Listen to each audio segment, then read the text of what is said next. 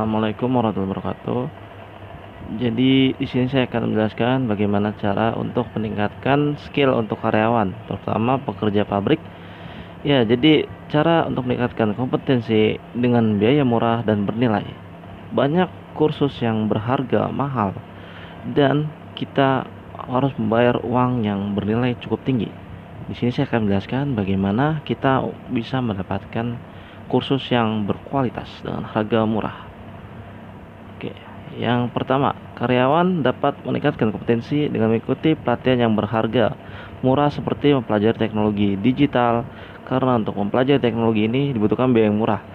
Contohnya seperti kursus online di Udemy milik orang Amerika yang hanya menghabiskan 200.000 untuk sekali kursus, namun dapat diakses seumur hidup.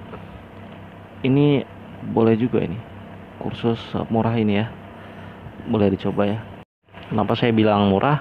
Karena jika kita offline, maka kita dapat menghabiskan uang yang sangat banyak sekali ya, bertemu instruktur dan lain sebagainya, pelatih kita.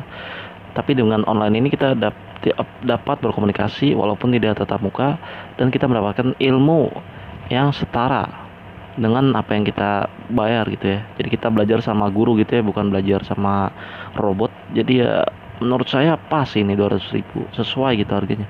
Dibandingkan offline kursus bayar 2 juta gitu ya misalkan, dan apa yang dapat tuh belum tentu banyak gitu dibandingkan dengan online.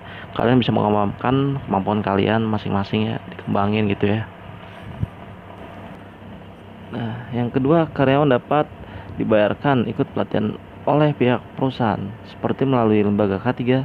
Karyawan yang loyal dan kebetulan sedang ada peningkatan karir, maka tidak menutup kemungkinan untuk mendapat pelatihan gratis yang dibayarkan perusahaan untuk meningkatkan kompetensi. Contohnya seperti sertifikasi forklift yang diadakan oleh K3 Cempaka Putih. Banyak kursus-kursus yang menyelenggarakan ya, seperti K3 ini ya contohnya, oleh perusahaan dibayarkan. Nah, masa pandemi memang sulit untuk produksi barang bagi perusahaan. Maka sebagian tenaga kerja yang bergerak di bidang produksi, seperti operator produksi dan karyawan yang berkaitan langsung dengan benda kerja, maka tidak menutup kemungkinan terkena PHK jika perusahaan tidak mampu memperoleh laba keuntungan. Hal ini terjadi apabila penawaran supply naik namun permintaan menurun. Maka produk akan macet ya di penawaran itu ya, karena banyaknya produk namun tidak ada yang beli. Logikanya seperti itu ya teman-teman. Oke, jadi ada beberapa karyawan yang dirumahkan atau WFH, work from home, yang mengakibatkan harus paham tentang teknologi digital. Mempelajari dunia digital adalah kuncinya. Banyak lembaga pendidikan di Indonesia seperti kursus di bidang IT dengan harga yang murah dan ada yang gratis dimiliki oleh pemerintah. Jadi pemerintah sudah menyediakan semua itu ya. Banyak talenta digital di Indonesia ini yang memiliki kompetensi untuk mempelajari di bidang tersebut ya. Cerdas itu ya otaknya. Nah, lembaga pendidikan IT gratis di Indonesia yang berkualitas, yaitu yang pertama ada Discoding. Ya, Discoding ini cukup kita coding di sana ya, saya juga pernah ini. Yang kedua Digital Talent Scholarship, dan yang ketiga itu ID Camp milik Indosat.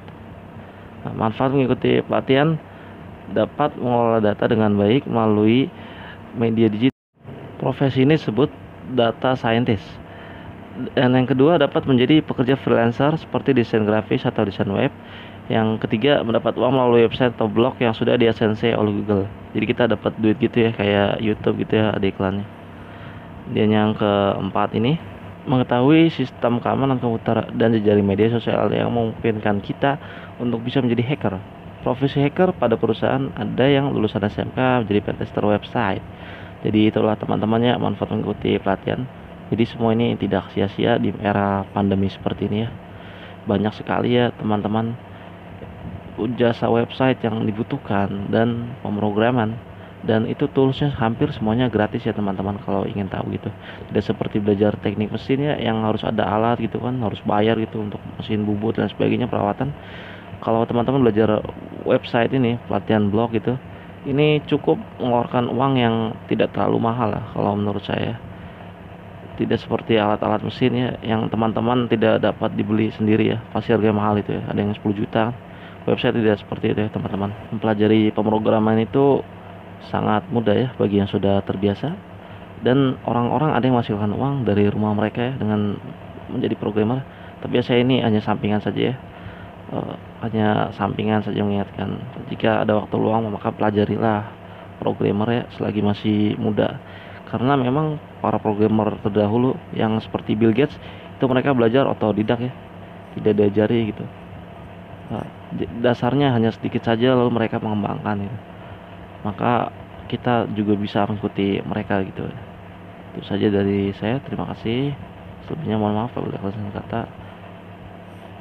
Terima kasih.